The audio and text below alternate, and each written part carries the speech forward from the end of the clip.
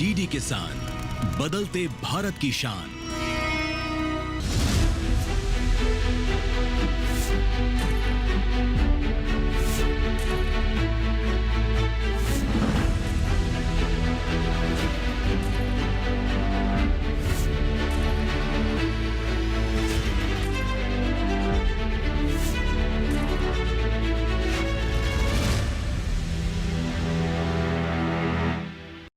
नमस्कार, स्वागत है आपका सरकार आपके साथ में। मैं हूं अंजू सिंह। सरकार आपके साथ में हम सरकार की उन योजनाओं के बारे में आप तक जानकारियां पहुंचाते हैं जो कि विशेष तौर पर आप किसानों पर केंद्रित हैं। साथ ही उन वेबसाइट, ऐप्स और पोर्टल के बारे में भी जानकारी देते हैं जिनसे जुड़कर आप अधिक से अधिक जानकारी प्राप्त कर सकें। आज इसी कड़ी में हम बात करने वाले हैं मिशन कॉटन प्रोडक्टिविटी के बारे में।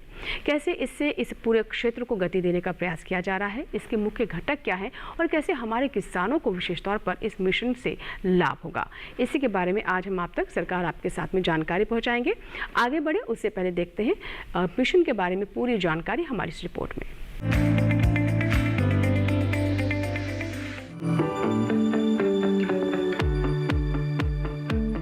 कपास एक महत्वपूर्ण रेशेदार फसल है। कुल वैश्विक रेशा उत्पादन में इसकी हिस्सेदारी 23% है, जबकि भारत के टेक्सटाइल उद्योग के लिए अकेली कपास 60% कच्चा माल उपलब्ध कराती है। देश में कपास की सालाना खपत फिलहाल 323 लाख गांठ है। हम सब जानते हैं कि एक गांठ में 170 किलो कपास होती है। औद्योगिक और कृषि व्यवस्था में कपास की भूमिका दमदार है। कपड़ा उद्योग के लिए कपास बुनियादी कच्चा माल उपलब्ध कराती है। इसके अलावा ये देश के 60 लाख किसानों और 4-5 करोड़ लोगों की रोजी रोटी का भी जरिया है। पंजाब, हरियाणा, राजस्थान, मध्य प्रदेश, महाराष्ट्र और गुजरात के अलावा आंध्र प्रदेश, तेलंगाना, कर्नाटक और तमिलनाडु भारत के 10 बड़े कपास उत्पादक राज्य हैं। कपास की खेती के मामले में हमारा देश पहले नंबर पर है। फिलहाल यहाँ 126 लाख 80 हजार हेक्टेयर पर सफेद सोना बोया जा रहा है, जो वैश्विक रकबे का लगभग 40% है। कपास सीजन 2023-24 के दौरान भारत में इसकी उत्पादकता महज 436 किलो प्रति हेक्टेयर है, जो वैश्विक उत्पादकता से काफी कम है।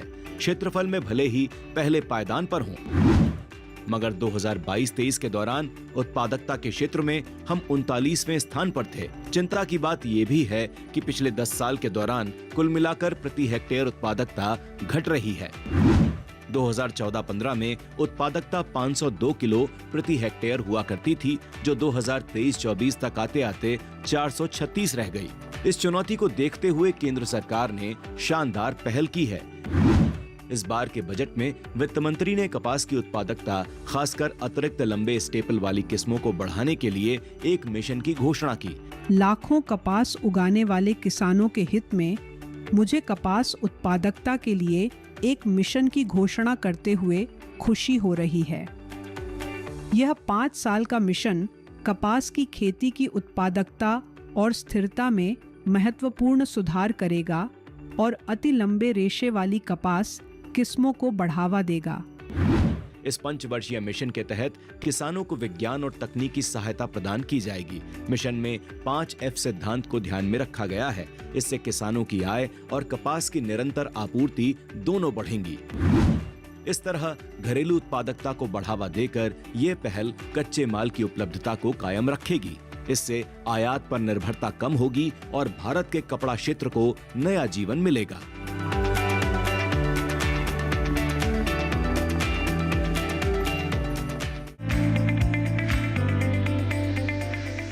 इसी के साथ ही सरकार आपके साथ में यहाँ वक्त एक छोटी सी ब्रेक का। ब्रेक के बाद जब वापस आएंगे तो बात करेंगे हमारे एक्सपर्ट से। कहीं मत जाइएगा, देखते रहें सरकार आपके साथ।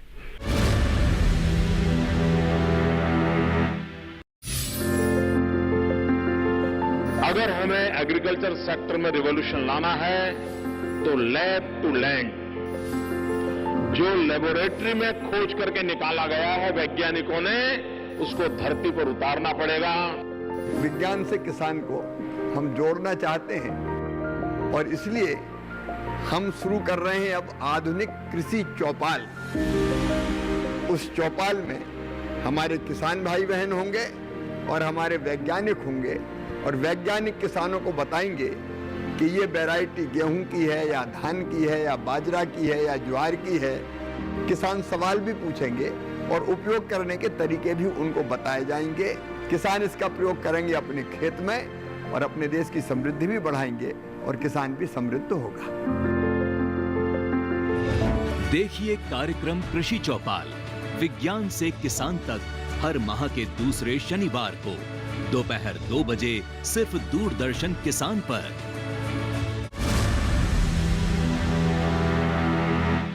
ब्रेक के बाद आपका स्वागत है। आप देख रहे हैं सरकार आपके साथ। आज हम बात कर रहे हैं मिशन कॉटन प्रोडक्टिविटी के बारे में। आइए जानते हैं अपने एक्सपर्ट से कुछ सवालों के जवाब। आज हम बात कर रहे हैं मिशन कॉटन प्रोडक्टिविटी के बारे में और इस पर विस्तार से जानकारी के लिए हमारे साथ बहुत ही खास मेहमान हैं। आइए उनसे आपकी सबसे पहले मुलाकात करवा देते हैं। हमारे साथ डॉक्टर चंद्र मोहन जी हैं। सर, स्वागत है आपका कार्यक्रम में। आप सहायक आयुक्त थे कृषि एवं किसान कल्याण मंत्रालय में। तो जैसा कि हमने बात की मिशन कॉटन प्रोडक्टिविटी के बारे में, इससे जुड़े हुए जो तमाम बिंदु हैं उनके बारे में हमने आपको हमारी जो योजना का सार रिपोर्ट है उसमें हमने आपको बताया। आगे जो कई सवाल है जो इस पूरी इस मिशन से जुड़े हुए आपके मन में भी उठ रहे होंगे, उनके जवाब लेते हैं। तो सर, सबसे पहले जैसा कि हमने देखा कि इस बार बजट में 19% बजट में बढ़ोतरी की गई, किन विशेष बिंदुओं पर फोकस रहेगा इस मिशन के अंतर्गत? कपास की बात करें तो कपास हमारी कृषि की अर्थव्यवस्था में एक बहुत ही महत्वपूर्ण कमर्शियल क्रॉप जिसे हम कहते हैं, जैसे कि गन्ना है, जूट है, कपास एक महत्वपूर्ण स्थान रखता है। और जो लगभग हमारा जो क्षेत्रफल है भारत का, लगभग 13 मिलियन हेक्टेयर क्षेत्रफल में कपास का उत्पादन होता है। भारत सबसे बड़े उत्पादक और सबसे बड़े कंज्यूमर्स में से दूसरे नंबर्स पे भारत का स्थान है। और अगर हम किसानों की बात करें, लगभग हमारे 50 से 60 लाख किसान इस कपास के उत्पादन से जुड़े हुए हैं।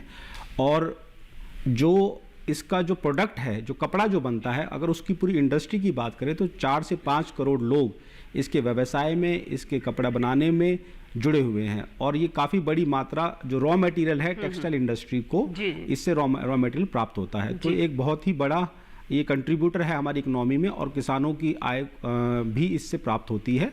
तो कपास के जो मिशन है इसका एक बहुत बड़ा रोल रहेगा आने वाले सालों में किसानों की आय बढ़ाने के लिए और उत्पादकता बढ़ाने के लिए। बिल्कुल सर, जैसे कि आपने कहा कि कॉटन एक जो कपास एक कैश फसल है, नकदी फसल है, कैश क्रॉप है ये, और इससे किसानों को फायदा भी होता है। लेकिन हम साथ ही साथ ये भी जानते हैं कि कई तरह की चुनौतियां भी एक क्षेत्र झेल रहा है।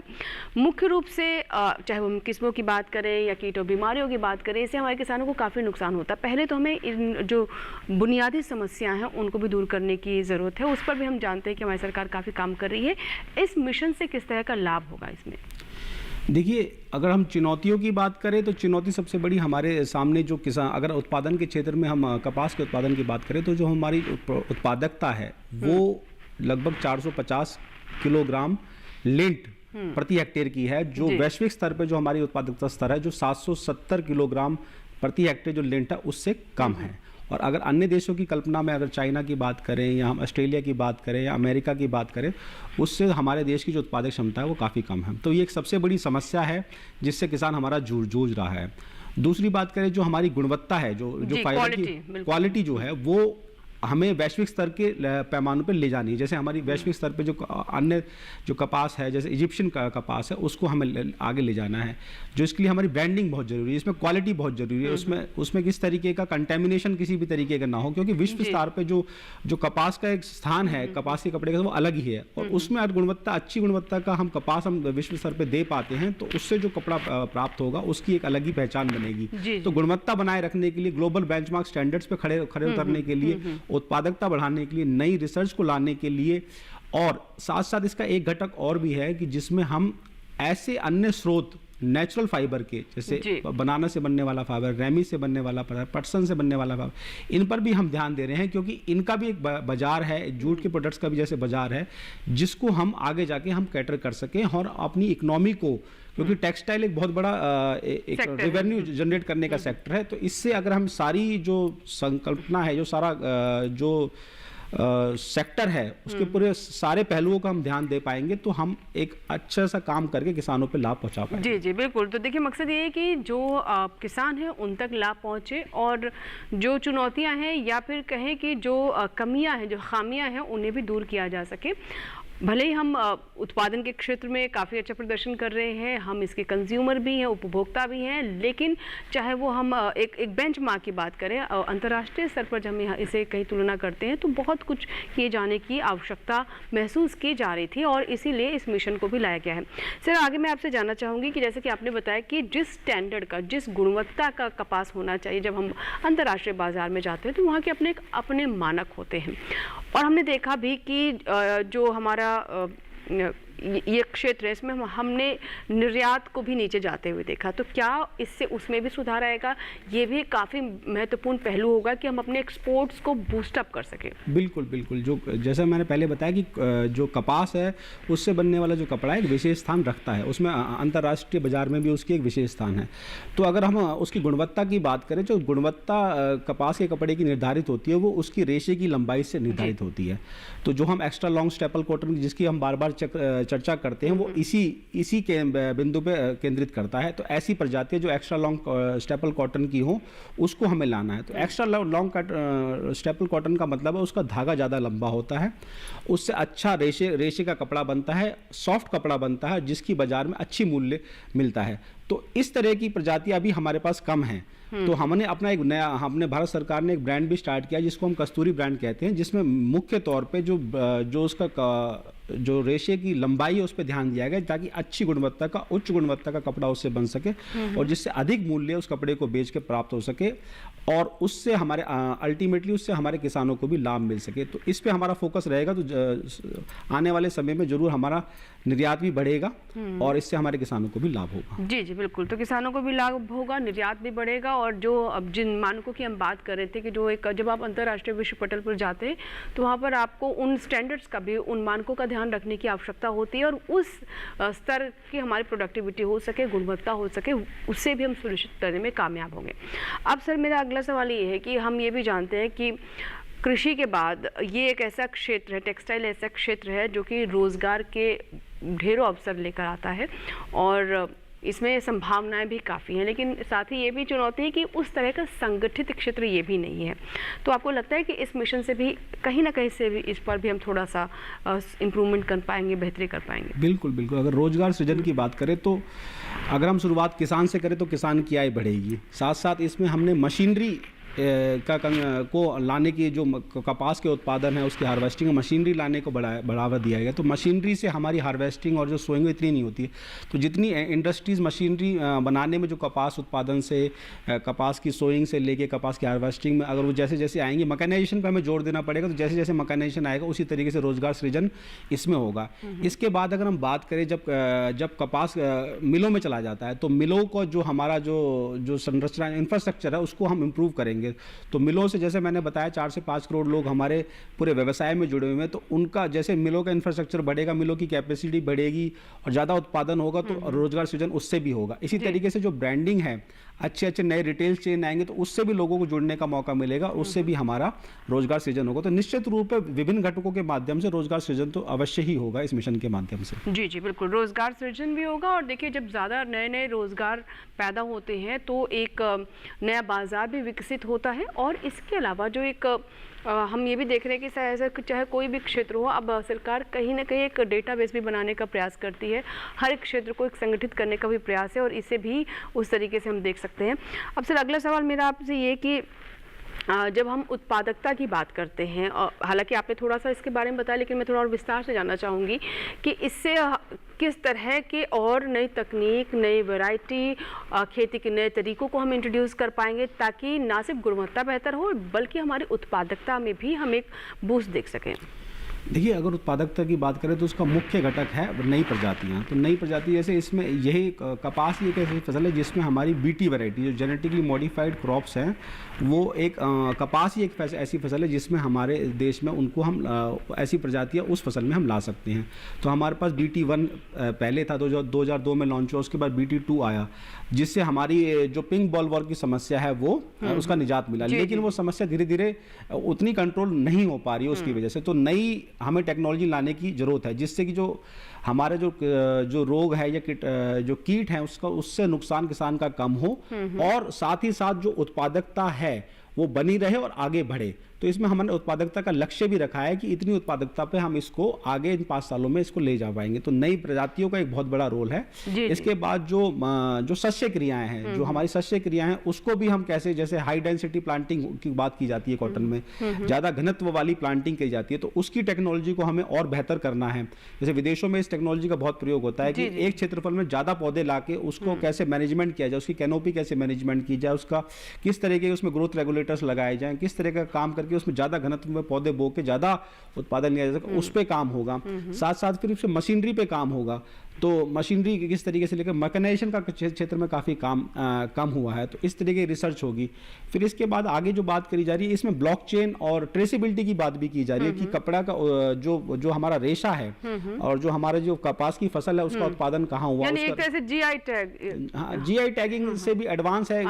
जीआई टैगिंग तो एक क्षेत्र की होती है। हमने पूरी जो उसकी श्रृंखला है, जो रेशा बनने से लेकर, उत्पादन से लेकर, रेशा बनने से लेके, पैकिंग से लेके, डिस्पैच से लेके, और जो ब्रांड जो जिस रिटेल पे जा रही है वहां तक उसकी पूरी ट्रेसेबिलिटी ब्लॉकचेन के माध्यम से लाने का प्रयास किया जा रहा है, ताकि जो उपभोक्ता है उसको पता रहे कि हमारा एक पारदर्शिता भी रहेगी और कहीं ना कहीं इससे एक जवाबदेही भी तय होती है, अकाउंटेबिलिटी भी तय होती है कि आप जो चीज़ पहुंचा रहे हैं वो सही है, उसमें किसी तरह का घालमेल नहीं है।